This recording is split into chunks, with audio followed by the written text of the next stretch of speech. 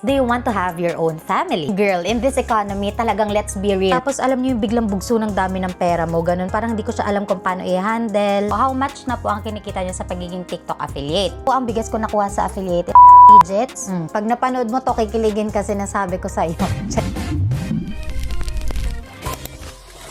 Hi guys! It's Miss Jai, your living independently girly here in Manila, and welcome back sa aking YouTube channel. Today, we are doing something chill. Get ready with me while answering some of your questions from my IG broadcast channel and from my FB page din. Pero bago ang lahat, gusto ko munang magpasalamat. Grabe, opo, kasi 1.5k subscribers na tayo agad dito sa YouTube. And nung una, I was really hesitant kung itutuloy ko ba to. Pero grabe, nag-umapaw talaga po yung suporta ninyo, kaya maraming salamat po. Anyway, ilalagay ko na lang din dito sa screen ninyo yung aking iba pang mga social media accounts so you can follow me there, lalo na kung gusto ninyo ng mga on-time or real-time chikas, ganun. Anyway, wala naman talaga akong pupuntahan today, pero grabe, parang ilang araw na akong nabubulok dito sa condo kasi hindi talaga ako lumalabas kasi supposedly nga, start na ng classes, pero hanggang ngayon, di pa nag-i-start yung klase ko kasi wala pang mga prof, ganyan, next week pa daw. So, naisipan ko na mag-a-answer na lang tayo ng mga questions ninyo. Bago ang lahat, mag-toner muna tayo. This is from YouGlow Babe, guys. Ito yung toner nila and meron to kasamang sunscreen, pero mamaya natin ilalagay. Recently nga, nag-post ako sa aking Instagram broadcast channel and sabi ko doon, maglagay kayo ng mga questions ninyo and maraming mga tanong na sasagutin natin ngayon. So guys, if hindi pa kayo naka-join dun sa broadcast channel ko na yon, ilalagay ko sa description, mag-join na kayo para talagang updated sa buhay ng Miss Jai. Ganon! Anyway, bago tayo mag-start, mag-prep muna tayo ng skin. Nagmo-moisturize lang ako. Ito yung sunscreen from YouGlow Babe. Ito yung gagamitin natin.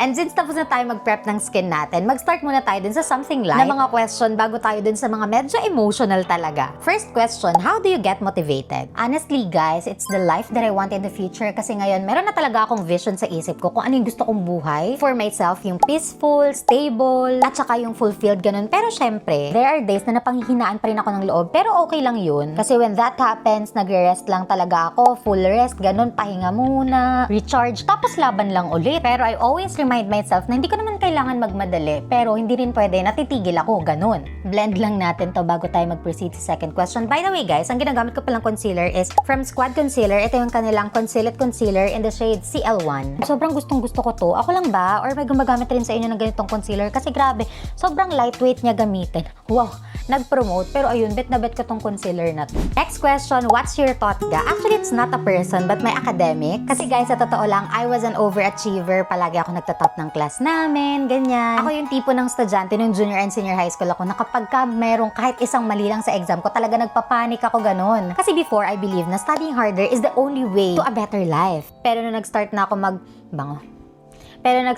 mag-earn, nagko-content creation na ako, ganun. Ay kahit na neglected my studies, napabayaan ko na siya. And looking back, parang iniisip ko or naiisip ko na kaya ko naman sana siyang pagsabayan. Pero during that time kasi, I had to choose between school or survival, ganun. Kasi syempre, ako na ngayon nagpo-provide sa sarili ko. Syempre, kung di ako nag-earn, ano yung ibubuhay ko dito sa Manila, diba? I was paying my own bills, yung food ko, pamasahe ko, allowance ko, talagang lahat. Tapos alam niyo yung feeling na dumating ako dun sa point na napapaisip ako na siguro kung katulad lang nung nag-senior high and junior high ako na ang iniisip ko lang is mag-aaral ako, as in tutok ako sa lahat, yung wala akong ibang stress na hindi ko iniisip kung saan ako kukut-kot ng ipambabayad ko sa susunod kong bills, ganon. Siguro mas mataas yung grades ko and siguro hindi ako na-delay ng isang taon kasi nung time na meron akong sobrang hirap na subject, yun pa yung time na nag-start pa lang ako mag-Miss Jai, so I really need to focus dun sa pag-make ko ng content na yun kasi nakikita ko talaga siya before na nagkakaroon ng progress, so hindi ko siya pwedeng i-stop na lang basta-basta kasi feeling ko opportunity yun eh. And though disappointed ako sa sarili ko nung time na yun, marami ring opportunity yung nag-open sa akin dahil dun sa pangyayari na yun. Alam nyo yun, yung parang mapapaisip ka na hindi talaga siya rejection, pero redirection siya, ganun. And kahit na may mga ganong instances na nangyari sa academic journey ko, I know na yung junior high and senior high school self ko ay very proud of me kasi she never gave up. Kahit sobrang hirap talaga. Pantay na ba yung blush on ko? Parang makapal. Papatungan ko pa naman yun ng isa pa eh. Next question, dream profession as a kid. Believe it or not guys, nung bata ako, gustong-gusto ko talagang mag-artista. Kasi alam nyo ba, palagi akong sumasali ng mga declamation contest, ganyan. Eh di ba kapag ganun, parang nag-a-act ka na din. Tapos palagi pa kaming sumasali sa mga dance contest, talagang dumadayo kami sa mga bayan, sa mga malapit na barangay sa amin. Kasi para tumulong na rin kay mama at kay papa, ganun, pambaon namin. So parang nakikita ko yung sarili ko na nagpe-perform talaga. Tapos, nung bata kami, meron sa amin na, alam niyo yung mga variety show? Parang magpe-perform kayo na parang ASAP style, ganun. May mga ganun sa barangay namin dati, tas lagi kaming kasama. Tas ni-imagine ko yung sarili ko na nasa ASAP ako, nagda-dance, kumakanta, ganun talaga. Pero di natin pinursu kasi hindi naman tayo para dun, Diyos ko, diba? Di ko man pinursu yung pag-arte-arte, pero naging maarte ako ngayon.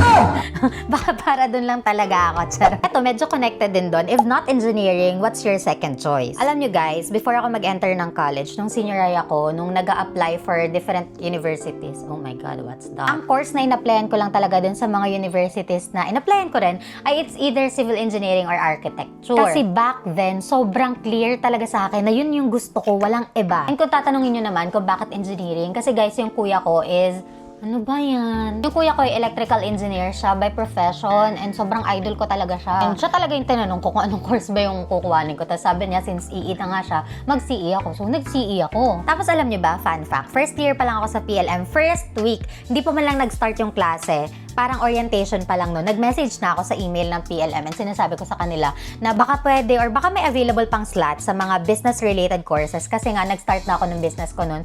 Nagbi-business na ako pero hindi nila ako nireplyan. So ngayon, 4 years after, civil engineering pa rin yung kinukuhang course ko. May pagsisisi ba ako? Oo naman, marami. Charot.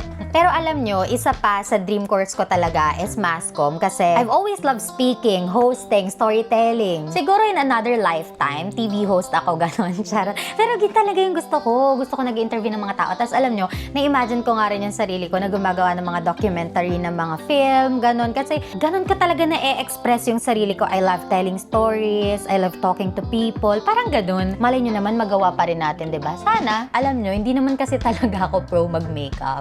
Hayaan nyo na lang yung mga nakikita nyo sa akin. Ganyan lang talaga ako maglagay. And beginner pa lang ako. Pero kung meron kayong mga tips na mabibigay sa akin, please ilagay nyo sa comment section. Kasi nito lang ako nag-try maglagay ng contour. Contour ba to? Basta yan. Wala lang kasi nagiging bilugan na talaga tayo. So kailangan natin medyo, you know. Anyway, mag-answer pa tayo ng ibang mga question. Medyo warm up tayo. Let's move on to something more personal.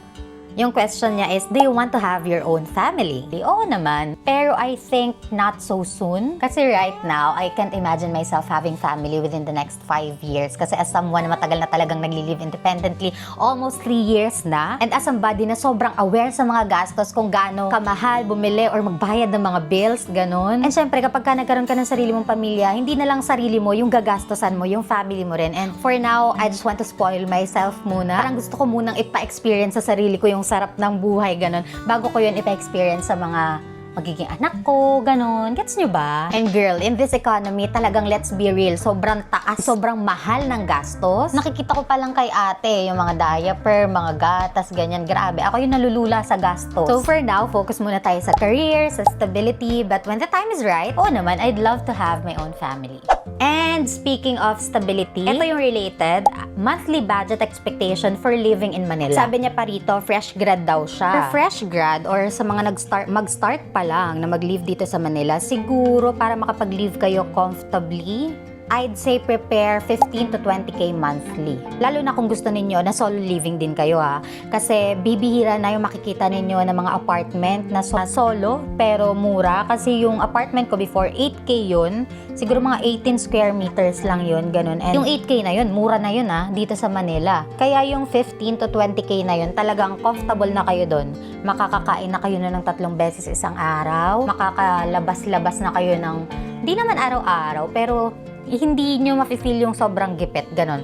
Kung pang sarili nyo lang ha, pero kung nagpapadala pa kayo sa bahay ninyo, ganon, yung 15k, O siguro depende rin kung magkano ipapadala nyo. Pero masasabi ko na siguro mag-prepare kayo ng ganong range ng budget. Ako noon parang ganon nagre-range yung monthly bills ko. Kasama na yung food, yung groceries ko, yung renta ko sa water, sa kuryente. Ayun. Pero kung mas makakakuha naman kayo ng mas mababang renta and kung mas makakatipid kayo sa pagkain, mas okay. And please have an emergency fund. It's a must kapag ka magli-live independently kayo dito sa Manila. Kasi may mga times na may masisira kang appliances, wala ka na magagamit, magkakaroon ka ng sakit, magpapacheck up kanyan. Kailangan meron kang nakatabi para kahit anong mangyari, meron kang madudukot. Okay? Tapos itong next question, medyo sweet naman to. Sabi niya, how did you meet Kuya Lester? Actually guys, meron na akong video na ginawa nito sa Blue Up. Pero, ilalagay ko na lang siguro sa description yung link niya para mapanood nyo kasi sobrang habang story nun. And siguro pag nag-anniversary kami, ikikwento ko ulit sa inyo. Malapit na. Anniversary na naman kami guys. Excited ba ang tao na to? Oo naman.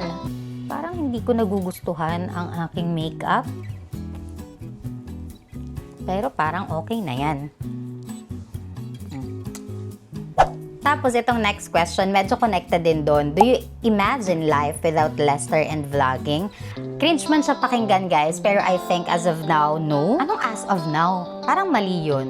Ito, palagi ko namang nasasabi sa mga previous vlogs ko na Lester's been with me mula nung nag-decide ako na i-stop yung business ko and he's also there nung nag-start ako mag-affiliate and may mga time pa nga no na talaga kala ko yun hindi na siguro niya maalala ngayon pero may one time na isa yun sa mga product na unang-una kong pinomote na siya pa yung nagbili, tsinelas yun eh. Kasi sinabi ko sa kanya na gusto ko nga mag-start over, ganun. Kasi nawalan nga ako ng puhunan no, nag-zero savings ako and kumbaga nandyan sa Lester sa tabi ko when I start again from scratch. Tapos nandun din si Lester sa tabi ko when I started to create content, naging si Miss Jai ako, nag-grow yung TikTok ko, nag-grow yung IG ko, yung lahat ng mga platforms. And ngayon na nag-start ako mag-YouTube, talagang nandyan siya palagi sa tabi ko. Kumbaga siya yung kasama ko mag-decide sa lahat ng yun and siya yung nagiging lakas ng loob ko para ipulso yung mga gusto kong ipulso. So basically, every milestone you see now, he was there behind the scene. And diba, sobrang layo ko nga sa family ko, nasa province sila, ako lang yung nandito sa Manila and si Lester lang yung makukonsider ko na family ko talaga na nandito sa Manila. Kumbaga, parang Lester has been with me from the moment I started all of these dreams. He saw everything talaga, yung mga highs, lows, messy middle, and he stayed. Kumbaga, for me, it's not just about his presence eh. He helped me reach kung ano man yung mga na-reach ko ngayon. And actually, siya talaga yung kinoconsider ko na lucky charm ko. Totoo lang guys ha, cringe siya pakinggan, pero itong nakikita nyo sa screen ninyo, kapag nakikita nyo yung mga vlogs ko, I am very, very independent, kaya ko lahat. Pero believe me, when I'm with Lester, talagang all I need to do is to exist. Alam niyo yung tipo na kahit pagkuha ng baso, hindi ko kayang tumayo para magwalis, ganun. Yung mga ganun kaliliit na bagay, and ginagawa niya yun, talagang wala siyang reklamo. And alam ko 100%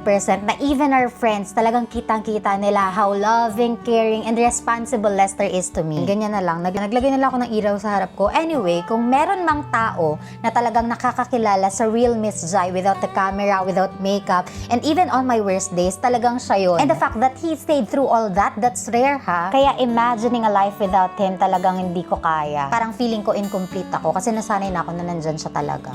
Pag napanood mo to, kikiligin kasi nasabi ko sa'yo. Charing. Next question naman.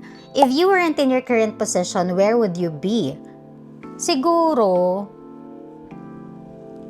feeling ko lang ha, I'll probably still running a business full-time. Maliit na tindahan. Pangarap ko rin kasi yun. Living quietly, ini-enjoy yung life. Pero guys, alam nyo, feeling ko I'm exactly where I'm supposed to be. Alam nyo yung tipong lahat ng mga naging desisyon ko dati, kahit sobra-sobrang mali, it actually leads me to this point. Parang ganun yung nafe-feel ko. Kasi isipin nyo, kung hindi ako natuto mag-business, hindi ako matututo mag-marketing. Kung hindi ako nag-fail, hindi ko malalaman kung ano yung mga kailangan kong i-improve. And kung hindi ko in-stop yung business ko before, hindi ako magiging si Miss Jai ngayon. Every version of me, the broke version, the busy version, the lost version, all of them contributed to the person I am right now. Isa pang question na nasagot ko na rin doon sa isa pang video before na saan ko daw plano mag-settle after graduation. So alam ko maraming makaka-relate sa inyo kasi as a probinsyana girly, nung bata talaga tayo, pangarap natin palagi na kapunta sa city, mga malalaking building, ganyan, city life, maraming ilaw.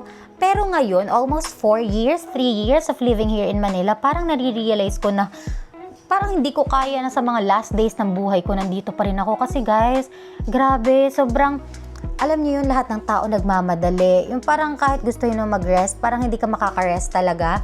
Hindi mo makukuha yung peace of mind na gusto mong makuha. Parang ganun. Parang ngayon, ang nai-imagine ko sa sarili ko, pagka nagkaroon ako ng family, yung parang nasa probinsya ako, tapos pagising ko, nagtatanim ako sa mga bakuran ko, nagpipitas ako ng okra, ng talong, tapos yun yung gagawin namin pagkain. Yung ganong vibe, gets nyo ba? Basta yung very probinsya na paglabas ko ng bahay namin, sariwang hangin yung maaamoy ko. Kasi ibang-iba talaga kapag ka umuwi ako ng probinsya sa may amin, sa Quezon, or kaya umuwi ako kay Lester sa Nueva Ecija, talagang iba yung vibe niya, talagang nakaka-rest ako ganun. Pero syempre, yung ganong dream ko is, yung kapag fully settled na talaga ako, gets nyo ba? Kasi syempre, after grad, probably mag-stay pa rin ako dito sa Manila kasi this is where big opportunities are. Especially na i-relaunch ko nga yung business ko. Kasi nga, nahirapan din ako mag-market no, nung nasa province pa ako, and that's the reason also kung bakit ako nag-move dito sa Manila. But my heart, alam kong babalik at babalik pa rin ako sa probinsya kasi iba talaga. Mas gugustuhin ko yung peace of mind kaysa sa anong bagay. Next question. Alin ba dito? Ito muna. Do you plan to work abroad? For me, it's a big no. Hindi ko talaga kaya na matagal na lalayo sa family ko. Kasi 'di ba, every once in a while umuwi rin ako kila ate. Siguro nakikita ko yung sarili ko na magta-travel lang, tas uuwi rin agad, ganon. Pero yung mag-work ako abroad ng napakatagal, hindi ko kaya kasi makapamilya talaga ako. Uuwi at uuwi ako kapag kinakailangan, ganon. And meron pa rin naman akong hope na we can still build a good life here sa Philippines. Mahirap siya, oo, pero kakayanin. Kasi, ayun nga, para sa akin, mas gusto ko na malapit ako sa family ko, gano'n. Tapos, isang question pa. What's your greatest pet peeve? Marami, guys. Isa talaga sa pinakang pet peeve ko yung mabagal kumilos, yung walang sense of urgency, ganun. Yung tipong paalis na sa kalang gagaya. Isa pa, ito pa pala, ayoko rin sa mga tao na very, very negative. Yung alam mo yung kahit sobrang positive ng vibe, lahat hahanapan niya ng mali, lahat hahanapan niya ng negative, ganun. Yung tipong wala siyang nakikitang maganda sa isang tao, lahat mali, ganun. As in yung every solution, meron silang kontra, every good news mo, may mga comment, ganun. Parang for me, life is very challenging na. Tapos hihilahin mo pa yung sarili mo pababa by staying with people like that. Next question. Second to the last question na to, guys, ha, kasi medyo mahaba-haba na to. Yung tanong niya is, what is your plans after college? And kanina ko pa sinasabi, I am really planning to relaunch my business, pero this time smarter na. Ang dami ko rin kasi talagang realization nung nag-stop ko ako dun sa business na yon. Talagang feeling ko, kaya ko siya i-stop kasi marami rin talaga akong lapses nun. Hindi ako nun nag-audit, basta may pumapasok na pera, go lang. Hindi ko rin na-manage masyado yung finances ko nun kasi believe it or not, guys, wala akong naging savings nung time na yon kahit na ang laki-laki nung kinikita ko kasi labas ako ng labas. Hindi pa talaga ako ganun ka-financially. Alam niyo yun, yung magaling mag-isip when it comes to financial nung time na yun. Kasi sobrang bata ko pa, 18, tapos alam niyo yung biglang bugso ng dami ng pera mo, ganun. Parang hindi ko siya alam kung paano i-handle. And masasabi ko na before I started nung business na yon with just pure passion, kulang ako sa experience, talagang gusto ko lang nun na mairaos, magkabenta yung business ko na yon. Pero ngayon, meron na akong alam kahit papaano when it comes to marketing, experience, audience building, and pagmamanage din ng finances ko. So feeling ko, mas kaya ko na siya this time. Wait lang ha, aayusin ko lang muna tong lashes ko, guys. For some reason, hindi ko mailagay na maayos yung extension, so mag-mascara na lang ako para nakataas pa rin yung aking eyelashes. Eto, last question, pero gaganto ko muna yung ilaw kasi naka-flashlight lang siya sa akin. Sabi niya, hello Miss Jai, new affiliate here po. How much na po ang kinikita niyo sa pagiging TikTok affiliate? Eto guys, hindi ko siya sa inyo i-disclose talaga kung magkano kinikita ko dun. Pero nakadepende kasi yung kita mo sa pag-affiliate. Depende sa dami ng viral videos mo, na merong yellow basket. Depende sa dami ng views na nakukuha mo. Recently talaga, grabe ang baba ng views ko sa TikTok, nakakaloka. Ewan ko kung shadow ban ba ako or what. Pero ayun, nakadepende rin siya sa sipag mo. And the biggest earning ko na nakuha sa TikTok affiliate is 6 digit a month. Pero syempre, iba-iba naman yun. Again, depende nga sa mood ng mga tao kung bibili sila sa'yo or hindi. So, syempre, it's not a magic naman. It's not instant. And may mga months na bababa, merong months na sobrang laki. And that's why, kailangan mo talaga maging consistent kapag ka mag-affiliate ka. As in, wait lang, tapusin ko lang muna to and balikan ko kayo sa final look. You say slow down, I don't. Ayun lang, ito lang naman yung palagi kong ginagawa everyday kapag mag-video ako, kapag pumapasok ako. Talagang very simple lang. Kung bibilangin ninyo yung mga steps na ginawa ko kanila, talagang konting-konti lang yun. And that's it for today's video, guys. And if there's one thing I want you to take away from this video, yun ay you don't have to have everything figured out to start, kasi ang mahalaga naman ay nagsimula ka, you showed up for yourself, even on the days you feel small. And ito pa ha, life isn't about who gets there fastest. It's about who refuses to quit even if the road gets hard. And every chapter we are in right now, oo, medyo messy, confusing, or kahit ako, or minsan meron tayong mga chapter ng life natin na sinasabi natin na hindi ko na alam yung gagawin. Palagi mong iisipin na may reason kung bakit natin yan nararanasan. Kasi it's shaping us to be the person na gusto nating maging. So wherever you are, whatever pace you're moving in, the fact that you are here, that means that you are already winning. We are already winning. Keep going, keep growing, and keep believing that your best days are still ahead and not behind you. Again, guys, thank you so much for being part of my journey, for growing with me, for staying with me. And sinasabi ko sa inyo, this is the only beginning and I am really excited. And I can't wait for us to see the next chapters together. Kaya guys, don't forget to like, subscribe, and comment kung ano man yung mga susunod na vlogs na gusto ninyong makita, contents na gusto ninyong gawin natin. And syempre, i-hit nyo na rin yung notification bell para updated kayo kapag mag-upload na ako ulit. That's it for today's video. See you again next vlog. Bye!